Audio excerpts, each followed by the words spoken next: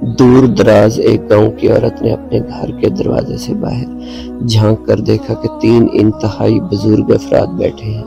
وہ ان کے پاس گئی اور کہا، آئیں ہمارے گھر کچھ کھا پی لیں۔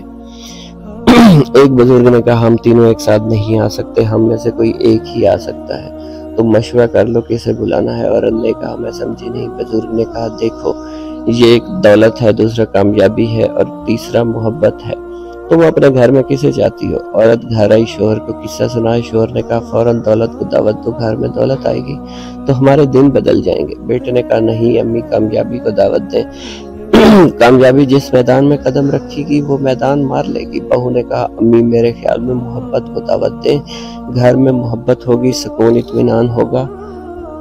خاتون کو بہو کا مشورہ پسند آیا۔ چونکہ ساس بہو کا اس بات پر اتفاق ہو گیا تو فیصلہ بھی یہی ہوا کہ محبت کو گھر پر بلا لیا جائے۔